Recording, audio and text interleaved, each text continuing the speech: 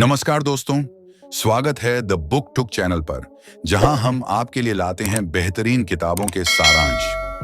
आज हम बात करेंगे एक ऐसी किताब की जो आपके भीतर विश्वास की अद्भुत शक्ति को जागृत करने में मदद कर सकती है। जी हां, हम बात कर रहे हैं awaken the power of faith किताब की। तो चलिए जानते हैं कैसे ये किताब आपके जीवन में विश्वास का दीपक जला सकती है और आपकी सोच को बदल सकती है। वीडियो को अंत तक जरूर देखें, क्योंकि इससे आपकी जिंदगी में सकारात्मक बदलाव आ सकता है। सर श्री द्वारा रचित awaken the power of faith एक परिवर्तनकारी मास्टरपीस है जो अपने पाठकों को प्रेरित और एनलाइटन करती है। यह किताब पारंपरिक साहित्य की सीमाओं को पार करते हुए आस्था और स्पिरिचुअलिटी के क्षेत्र में उतरती है। यदि आप आस्था की तलाश में हैं, तो यह आपके लिए सही किताब है। कॉरी टेन बूम कहती हैं, आस्था फेथ अदृश्य को देखता है, अविश्वसनीय अनबिलीवेबल, पर विश्वास करता है और असंभव को प्राप्त करता है। परिचय: हम सभी में एक आस्था शक्ति है, बस उसे जगाने की जरूरत है ताकि अपने ऊपर पूरा विश्वास करके आगे बढ़ सके। इस किताब की समरी में आप इसी शक्ति को जगाने के तरीके सीखने वाले हैं। आज हम awaken the power of faith किताब के बारे में जानेंगे, जिसे आध्यात्मिक गुरु सर श्री ने लिखा है। यह पुस्तक हिंदी में विश्वास नियम के नाम से भी उपलब्ध है। इस किताब में सर श्री बताते हैं कि अगर आप अपने अंदर विश्वास रखते हैं तो आप उस विश्वास को कैसे वास्तविक बना सकते हैं। तो चलिए इस किताब के समरी की शुरुआत एक कहानी से करते हैं। एक कहानी एक इंसान था जिसे घूमने का बहुत शौक था। वो अपनी पूरी जिंदगी सिर्फ घूमना ही चाहता था। इस तरह घूमते घूमते एक बार उसे लगा कि शायद अब वह दुनिया में हर जगह घूम चुका है और बस रेगिस्तान में घूमना बचा हुआ है। इसलिए उसने अपना मन बनाया और एक रेगिस्तान में पहुंचा। रेगिस्तान में घूमते घूमते उसको 2 से 3 दिन हो चुके थे। उसका सारा खाना और पानी खत्म हो चुका था और अब वह उस रेगिस्तान से बाहर निकलना चाहता था, लेकिन वह रेगिस्तान में बहुत आगे आ चुका था, इसलिए बाहर निकलने का कोई रास्ता नजर नहीं आ रहा था। उसने रेगिस्तान के बारे में सुना था कि कैसे खाने पानी की कमी के चलते कई लोग उस रेगिस्तान में अपना दम तोड़ देते हैं। अब उसके पास भी खाना और पानी खत्म हो चुका था। उसको लगा शायद वो भी ऐसे ही मारा जाएगा और इसकी वजह से उसकी घबराहट बढ़ गई। ऐसे में जब उसने अपने आसपास देखा तो उसके पास में ना ही कोई घर था, ना कोई जानवर और दूर दूर तक कोई इंसान भी नहीं था। उसके चारों तरफ सिर्फ रेत ही रेत थी। तभी उसने दूर एक हैंडपंप देखा। वह अपनी शरीर में बची ऊर्जा के साथ उस हैंडपंप के पास दौड़ा और वहां पहुंचा। उसने उस हैंडपंप को चलाना शुरू किया, लेकिन बहुत देर चलाने के बाद भी उसमें से पानी नहीं निकला और वह बेबस होकर बैठ गया। लेकिन तभी उसकी नजर पास में पड़ी एक पानी की बोतल पर पड़ी, जिसके अंदर सिर्फ आधा ही पानी भरा था और उस पर लिखा हुआ था, इस पानी को उस हैंडपंप में डालो, फिर चाहे जितना पानी पियो। अब यह परिस्थिति उस आदमी के लिए बहुत ज्यादा चुनौतीपूर्ण, चैलेंजिंग थी, क्योंकि उसके पास एक बोतल थी जिसके अंदर आधा पानी है। उसे पानी की सख्त जरूरत है। या तो वह उस पानी को पी सकता है या हैंडपंप में डाल सकता है। हैंडपंप में पानी डालना जोखिम से कम नहीं है, क्योंकि अगर पानी हैंडपंप में डालने के बाद भी हैंडपंप नहीं चला तो उसके हाथ से आधा बोतल पानी भी चला जाएगा और वह प्यास से मर सकता है। और अगर हैंडपंप से पानी मिल गया तो वह जितना चाहे उतना पानी पी सकता है। उस आदमी के दिमाग में बहुत सारे सवाल आने लगे कि अगर पानी नहीं डाला तो उसके बाद आने वाले लोगों को भी इस चुनौती का सामना करना पड़ेगा। उसने सोचा, अगर आज मैंने जोखिम लेकर इसे नहीं चलाया तो लोग दूसरों की मदद पर भरोसा कैसे करेंगे।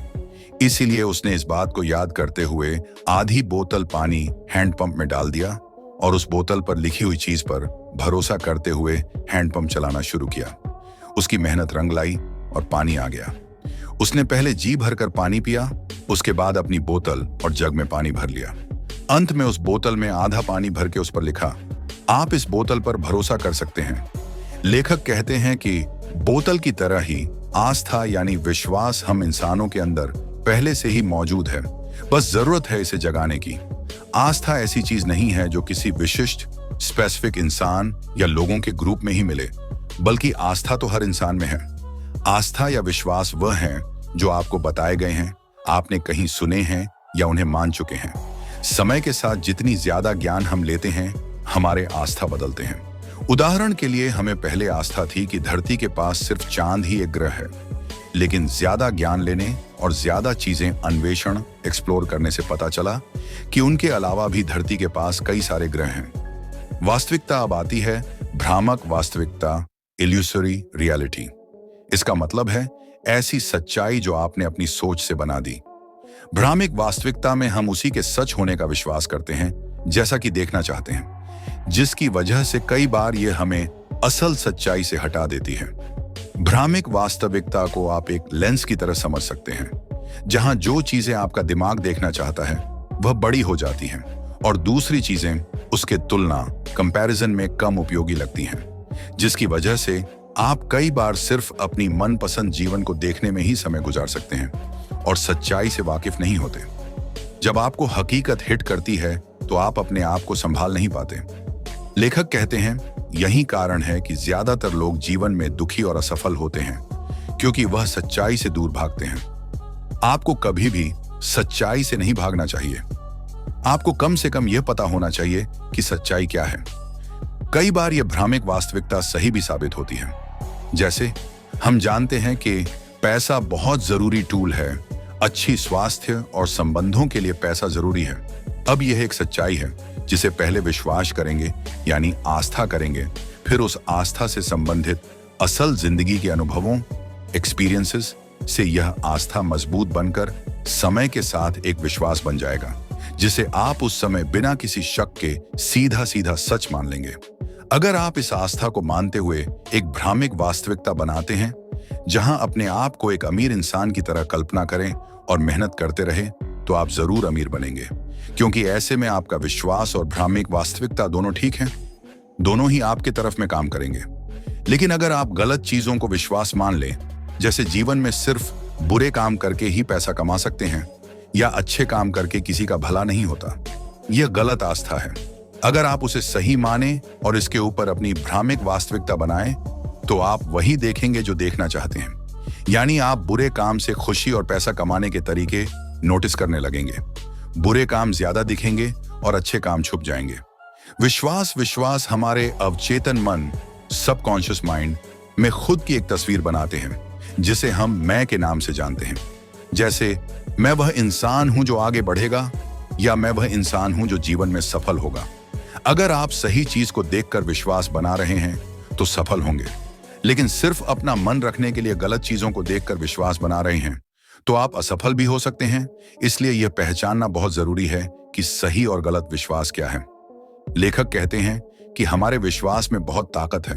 अगर कोई मुझसे पूछे कि सफल और असफल इंसान में क्या फर्क है, मैं कहूंगा सिर्फ और सिर्फ एक विश्वास का ही फर्क है। सफल इंसान को विश्वास होता कि मैं सफल बनूंगा, इसलिए वो सफल इंसान बनता है। असफल इंसान को खुद पर शक रहता है कि शायद मैं सफल नहीं हो सकता, इसलिए आज वह असफल है। व्यक्तिगत विश्वास बनाने के लिए लेखक एक टिप बताते हैं। आप उन्हीं लोगों को देखिए, उन्हीं लोगों के बारे में पढ़िए या उन्हीं लोगों को सुनिए जिनकी तरह आप बनना चाहते हैं। ऐसा करने से आप उनके मानसिकता, माइंडसेट को समझ पाएंगे और अपने मानसिकता को वैसा बना पाएंगे। ऐसा करने से आपको ज्यादा लोगों की सलाह भी नहीं लेनी पड़ेगी। सिर्फ उन्हीं लोगों को फॉलो करके और सीखे हुए तरीकों को लागू करने से आपका विश्वास मजबूत होता जाएगा। याद रहे, सिर्फ उन्हीं लोगों को फॉलो करें जिनके पास वह परिणाम, रिजल्ट्स है, या वो उन परिणाम को पाने की दिशा में आगे बढ़ रहे हैं जिन परिणाम को आप अपने जीवन में पाना चाहते हैं। और एक बार आपका विश्वास सफल लोगों की तरह मजबूत हो जाए तो आपको सफल होने से कोई नहीं रोक सकता। बचपन से हमारे अंदर माता पिता, दोस्त, आसपास के लोग और मीडिया के द्वारा कुछ फिजूल के विश्वासों को भर दिए गए हैं। उन विश्वासों से प्रभावित, इन्फ्लुएंस होकर काम करने से जीवन में उसी तरह के कार्य करते हैं और बदले में वैसे परिणाम मिलते हैं। ऐसे विश्वासों को ज्यादातर लोग कभी जीवन में बदलने की कोशिश ही नहीं करते। कभी खुद से सवाल नहीं करते कि अगर कोई बात बताई गई है तो क्यों बताई है, क्या यह आज के समय में हमारे लिए उपयोगी है। जैसे सामान्य रूप से मध्यम वर्ग परिवार में बच्चों को बचपन से बताया जाता है कि हम मध्यम वर्ग लोग हैं, चाहे जितनी भी मेहनत कर लें कभी भी अमीर नहीं हो पाएंगे। ऐसे में 90% लोग बिना अपनी काबिलियत का इस्तेमाल किए इस बात को सच मानकर बैठ जाते हैं। वहीं 10% लोग इस विश्वास को अपने दिमाग से निकालकर अमीर बनने वाली बातों में विश्वास करना शुरू करते हैं, जिससे वह एक अमीर और सफल इंसान बनते हैं। सफल और खुश जीवन जीने के लिए यह जरूरी है कि आप अपने विश्वासों को लेकर सवाल पूछें और देखें कि क्या यह आपके लिए ठीक है, आपकी खुशी और विकास, ग्रोथ के लिए मददगार, हेल्पफुल हैं या नहीं। सीमाएं एक बार आप अपने दिमाग में सभी सीमित विश्वासों को पहचान कर लें तो उन्हें सहायक, सपोर्टिव विश्वासों से बदलना आसान हो जाता है। ऐसा करके आप अपने मानसिकता को रिलैक्स कर सकते हैं और आगे बढ़ने के लिए नई और जरूरी रणनीतियां, स्ट्रेटजीज बना सकते हैं। इस तरह सोचें ताकि अगली बार जब आपके दिमाग में कोई नकारात्मक विचार, नेगेटिव थॉट्स आए तो उसे फटाफट अपने दिमाग से निकालकर अपने आप को एक भरोसा दिलाएं कि आपको किसी नकारात्मक विश्वासों की जरूरत नहीं है और आप सकारात्मक विश्वासों के साथ खुशी से आगे बढ़ रहे हैं। आस्था वो शक्ति है जो हमारे विश्वास को हकीकत में बदलती है। जब आप किसी चीज को बिना किसी संदेह के मान लेते हैं तो वह विश्वास बन जाता है। जैसा जीसस कहते हैं कि अगर आपने सोच लिया कि आप एक पहाड़ तोड़कर समुद्र में फेंक देंगे और आपके मन में अपने लिए कोई भी शक नहीं आया तो आप जरूर ऐसा कर लेंगे। कई लोग कभी अपने आस्था की असली शक्ति समझ नहीं पाते। अगर आपको अपने ऊपर विश्वास है तो हर चीज हासिल करना आसान है। मजबूत विश्वास से आधे से ज्यादा शक तो अपने आप ही खत्म हो जाते हैं। आप अपने पूरे संभावना, पोटेंशियल का उपयोग कर सकते हैं। उदाहरण के लिए आपके पास कुछ पैसे हैं और आप उनको दो जगह इन्वेस्ट कर सकते हैं। पूरे पैसों को दोनों जगह आधा आधा निवेश कर लें, एक जगह ज्यादा, एक जगह कम निवेश कर दें या पूरा पैसा एक जगह निवेश करें। इसी तरह हमारा विश्वास यानी आस्था भी एक एसेट की तरह है, जिसको आप चाहे तो सकारात्मक ऊर्जा बढ़ाने वाली चीजों से निवेश करें या चाहे तो नकारात्मक ऊर्जा में निवेश करें, यह आपकी इच्छा है।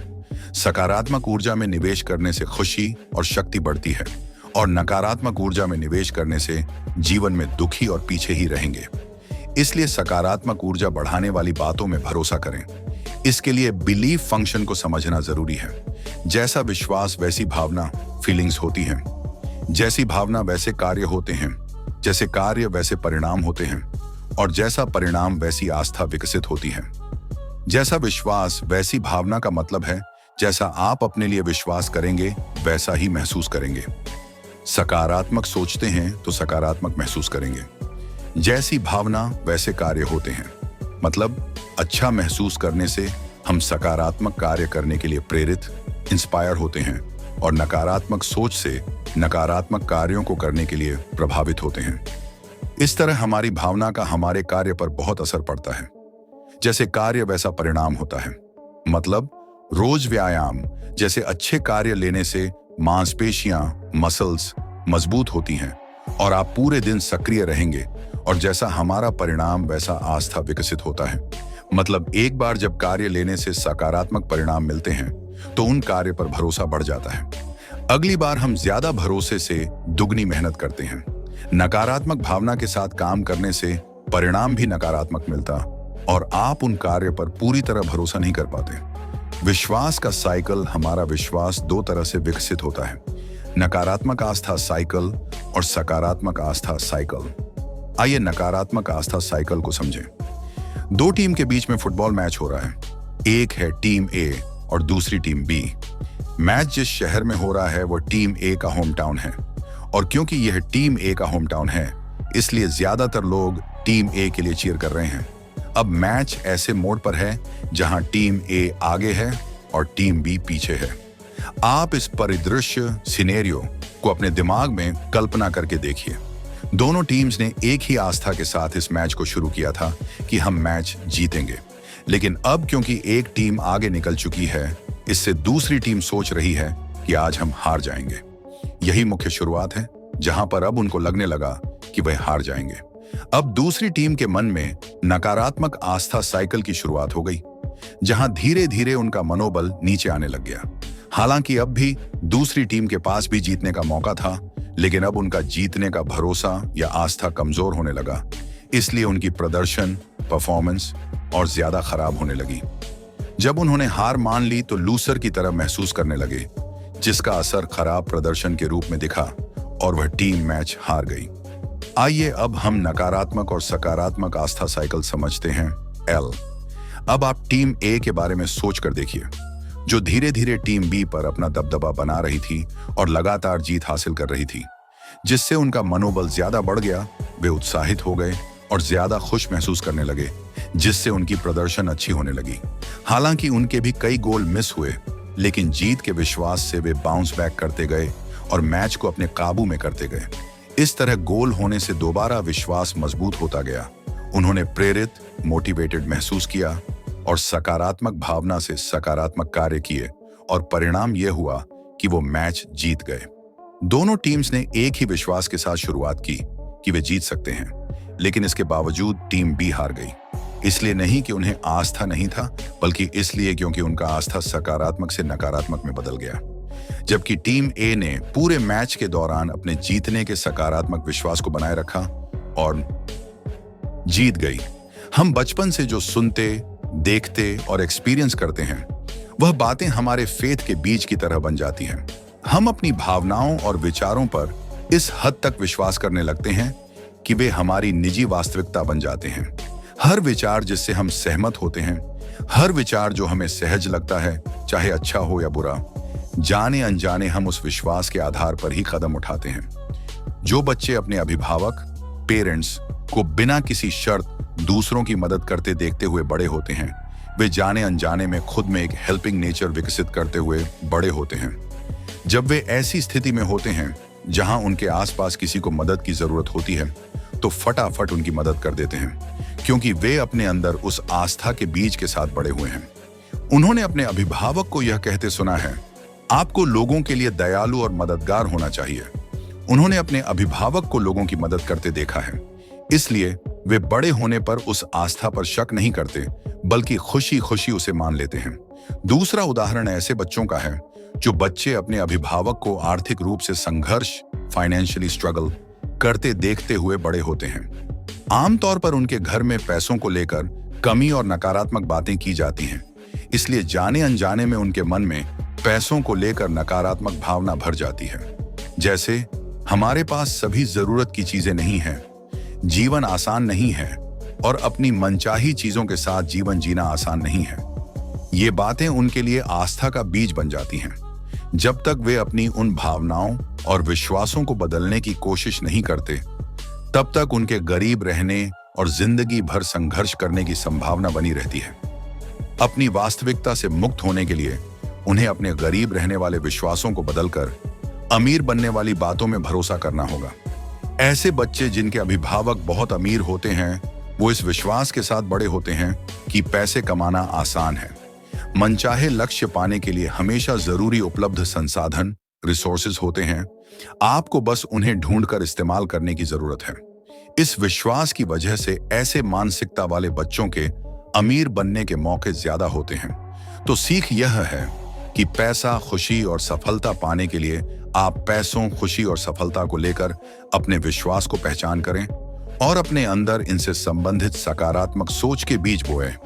कुछ लोगों को लगता है कि आस्था के सही बीज बोने के बाद भी उनको मनचाहे परिणाम नहीं मिले।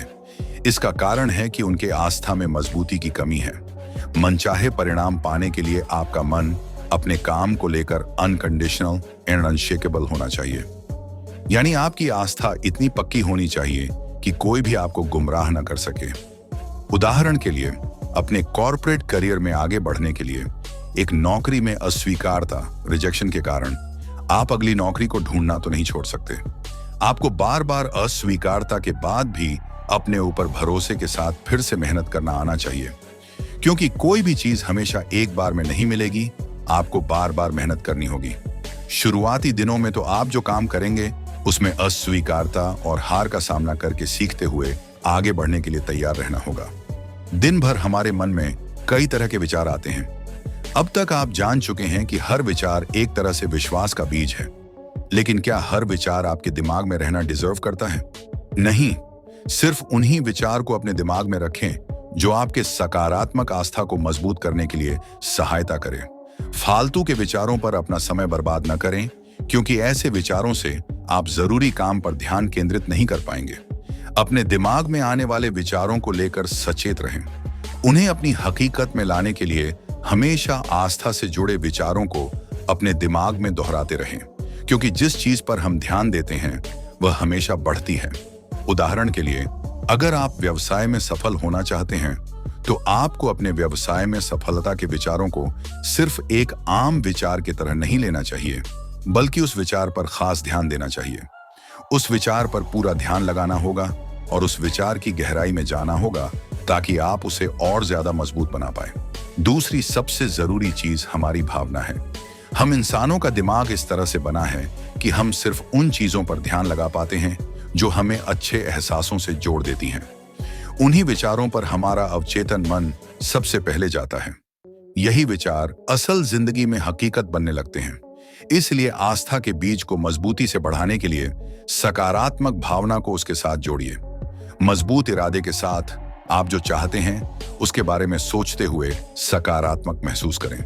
इस तरह आप बार बार अपने आस्था के लिए अपनी अटेंशन दिखाएंगे तो वो अपने आप ही एक महत्वपूर्ण सोच बन जाएगा और उस सोच को हकीकत बनाने के लिए आपको कार्य करने के लिए प्रेरित करेगा। उदाहरण के लिए, एक बच्चे को फुटबॉल खेलना पसंद है, लेकिन अभिभावक उसे क्रिकेट खिलाना चाहते हैं और उसको बार बार क्रिकेट खेलने के लिए प्रेरित कर रहे हैं, लेकिन बच्चा अभिभावक की बात नहीं मान रहा और अभी भी फुटबॉल खेल रहा है। अभिभावक उसे क्रिकेट ग्राउंड में भी लेकर गए, लेकिन वहां भी बच्चा फुटबॉल ग्राउंड में बच्चों के साथ खेलने लगा। ऐसा इसलिए क्योंकि बच्चे को फुटबॉल खेलने से अच्छा महसूस होता है, जिससे उसके दिमाग में फुटबॉल को लेकर सकारात्मक विचार आते हैं, जो फिर से उसे अच्छा महसूस करवाते हैं और कार्य करने यानी फुटबॉल खेलने के लिए प्रेरित करते हैं। इसलिए अभिभावक उसको क्रिकेट खेलने के लिए कितना भी फोर्स करें, लेकिन वह सिर्फ फुटबॉल खेलेगा। कुछ ऐसा ही हमारी असल जिंदगी में भी होता है। आप अपने लाइफ में जिस चीज को चाहते हैं उसके बारे में मन में नकारात्मक विचार आने से वो चीज दूर होने लगती है, क्योंकि आपके मन में उसे लेकर आया हुआ नकारात्मक सोच इसे हकीकत बनने से रोकता है। आपका मन उस काम को करने का नहीं करेगा और आप जरूरी मेहनत नहीं कर पाएंगे, जिसका परिणाम असफलता के रूप में भी मिल सकता है। इसलिए ऐसे में यह जरूरी है कि उसी चीज के लिए सकारात्मक आस्था में भरोसा करें, ताकि उस नकारात्मक आस्था को दबा पाए, सकारात्मक आस्था को मजबूत कर पाए और अपने लक्ष्य के लिए जरूरी कार्य को ले सकें। उदाहरण के लिए, आप अमीर बनना चाहता है, लेकिन हर समय आप पैसों की कमी वाली बातों में भरोसा करते हैं और चिंता करते हैं, तो ज्यादा पैसे कमाने के मौके नहीं देख पाएंगे, जिसका परिणाम यह होगा कि कम पैसों में ही गुजारा करना पड़ेगा। इसलिए यह जरूरी है कि अपने मनचाहे परिणाम से जुड़े विचारों में भरोसा करें और उस विचार से नहीं भटके। सकारात्मक भावनाएं, अब तक आपने जाना कि कैसे आस्था के बीज बोने से फल मिलते हैं। साथ ही अपने आस्था को पक्का करके लक्ष्य को पाना उतना ही आसान हो जाता है। अब अपने आप से एक सवाल पूछें कि क्या आप अपने जीवन में बड़ा बदलाव लाने की कोशिश कर रहे हैं? क्या आप ऐसे परिणाम हासिल करने की कोशिश कर रहे हैं जो आज असंभव या जादुई लग रहे हैं? तो उन्हें हकीकत बनाने के लिए आज से ही उन्हें पाने वाली बातों में आस्था या भरोसा करना शुरू कर दें। इसे बोएं, इसकी देखरेख करें, इसे मजबूत बनाएं और जल्द ही आप इसे अपने जीवन में खिलते हुए देखेंगे। दुनिया में आज तक जो भी बनाया गया है, बनाया जा रहा है और बनाया जाएगा, पहले से ही उसकी इमेजेस बनाने वाले लोगों के दिमाग में एग्जिस्ट करती है, जिन्होंने विश्वास के साथ इसकी कल्पना की थी। जैसे एप्पल कंपनी दुनिया के लिए बाद में बनी, लेकिन स्टीव जॉब्स के मन में पहले ही बन गई। उसी तरह माइक्रोसॉफ्ट सॉफ्टवेयर लोगों के सामने बाद में आई, लेकिन बिल गेट्स के मन में पहले ही बन चुके थे। इन लोगों की तरह आपकी कल्पना में भी अपार संभावनाएं छुपी हैं। आज जो चीजें आपको अपनी आंखों से दिख रही हैं, वो किसी इंसान की कल्पना का ही परिणाम है। इसलिए जब आप नकारात्मकता या परिसीमन लिमिटेशन का सामना करें, कभी आपको अस्वीकारता का सामना करना पड़े या परेशान करने वाली और आपके संभावना से ज्यादा प्रयासों की डिमांड करने वाली स्थिति आए, तो याद रखें कि आपके अंदर अनंत संभावनाएं हैं जो इस अनदेखे दुनिया में मौजूद हैं। यह सच्चाई आपकी जागरूकता को बढ़ाएगी और आपके विचारों को हकीकत बनाने के तरीके ढूंढने में समर्थन करेगी। हर इंसान जीवन को अद्भुत, अमेजिंग बनाना चाहता है, जिसके लिए वो दिन भर सोचता है, लेकिन कुछ लोग ही इसे सच में अद्भुत बनाते हैं। ऐसा इसलिए क्योंकि वो सही समय पर सही बात में भरोसा करते हैं। कई बार जीवन के उतार चढ़ाव की वजह से जरूरी आस्था से भटक जाते हैं। इसलिए इन्हें याद रखने के लिए लेखक फेथ फेयर बुक बनाने के लिए कहते हैं। इसके लिए अपने सकारात्मक आस्था और विचारों को एक जगह लिख लें। ऐसा करके उन बातों में आपका भरोसा मजबूत बनेगा। इसके लिए एक छोटी डायरी बना सकते हैं जहां आप अपने दिन भर के महत्वपूर्ण विश्वासों को लिखें और हफ्ते में एक बार उसे पढ़ें। ऐसा करने से आप अपने सकारात्मक विश्वासों को लेकर ज्यादा क्लियर होते जाएंगे। हम में से हर किसी की अपनी वैल्यूज और उद्देश्य, पर्पस की अपनी मानसिकता है। इसके बारे में स्पष्टता के लिए इन सभी को फेथ फेयर बुक में लिखना जरूरी है। अपनी फेथ फेयर बुक लिखते समय ध्यान रखें कि यह फेथ फेयर बुक आपके आस्था को हकीकत बनाने का स्रोत है, जिसमें आप पूरे विश्वास के साथ अपने उन विश्वासों को लिखते हैं जिन्हें हकीकत बनाना चाहते हैं, जिसे आप जो चाहते हैं उसके लिए आस्था के बीज बोते हैं। इसीलिए बिना यह सोचें कि आस्था को हकीकत बना सकते हैं या नहीं, तटस्थ न्यूट्रल होकर फेथ फेयर बुक को लिखें। जब आप फेथ फेयर बुक को तटस्थ आस्था के साथ लिखेंगे तो अपने जीवन में चमत्कारपूर्ण मिरेक्युलस परिवर्तन को अनुभव करेंगे। आस्था के इस किताब में अपने दीर्घकालिक लक्ष्यों को लिखें और समय समय पर इसे देखते रहें। दीर्घकालिक लक्ष्यों के अनुसार लघुकालिक शॉर्ट टर्म लक्ष्यों को बनाएं। इस यात्रा जर्नी के दौरान आने वाले चुनौतियों का सामना करें और याद रखें कि अपने दीर्घकालिक लक्ष्यों और विश्वासों को नहीं बदलेंगे। निष्कर्ष दोस्तों, इस किताब से अब तक जो सीखा है उसको एक बार दोहरा लें ताकि आसानी से याद रहे। आस्था यानी विश्वास हम इंसानों के अंदर पहले से ही मौजूद है, बस जरूरत है इसे जगाने की।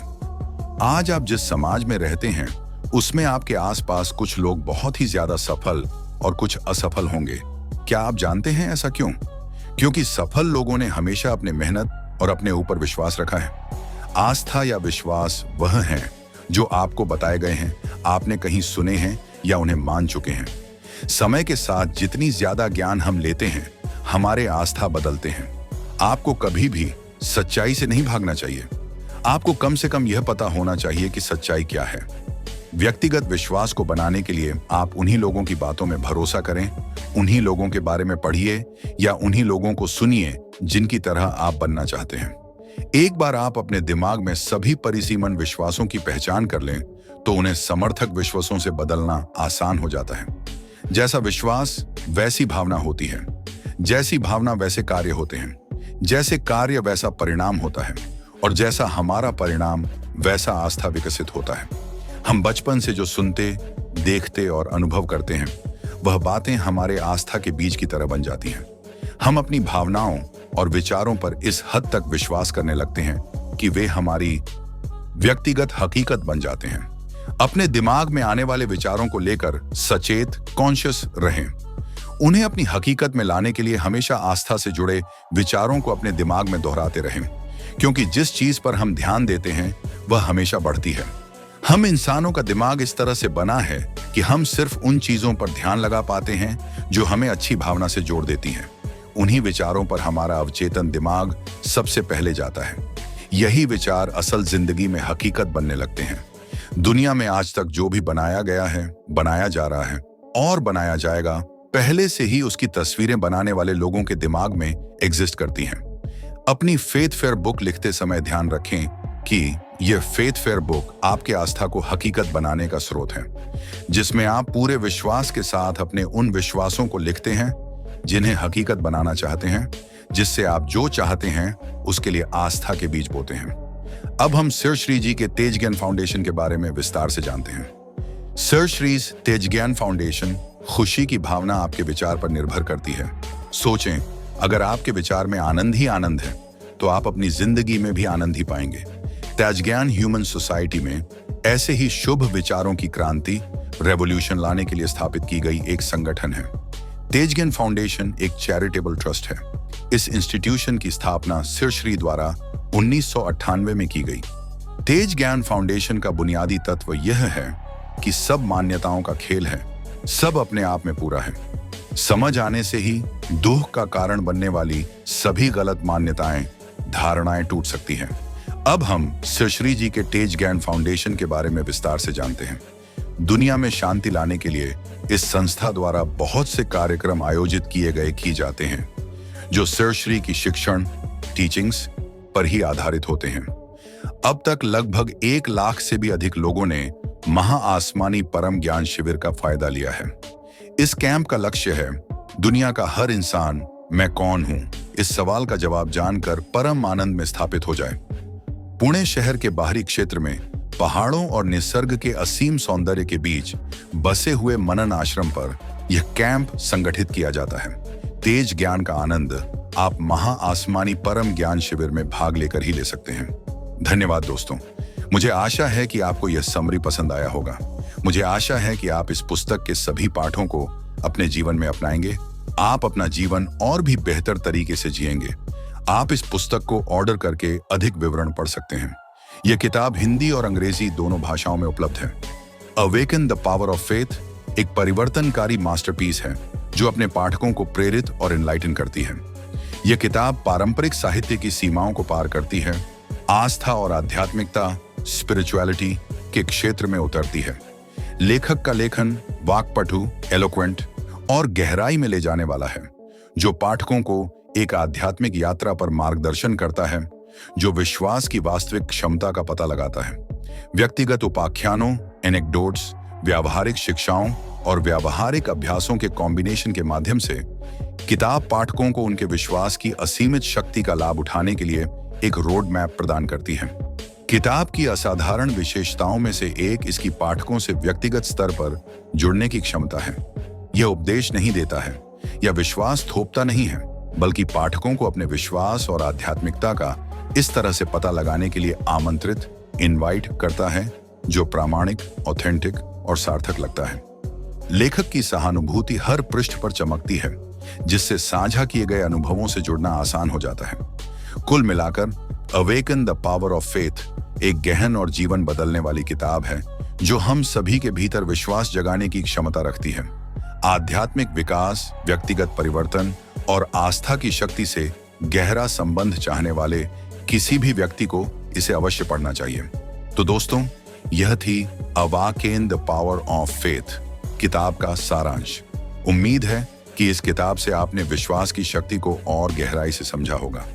अगर आपको यह वीडियो पसंद आया हो तो इसे लाइक करें, अपने दोस्तों के साथ शेयर करें और द बुक टुक चैनल को सब्सक्राइब करना ना भूलें, ताकि हम आपको और भी प्रेरणादायक किताबों के सारांश लाते रहें। अगली बार मिलते हैं एक और नई किताब के साथ। तब तक के लिए धन्यवाद।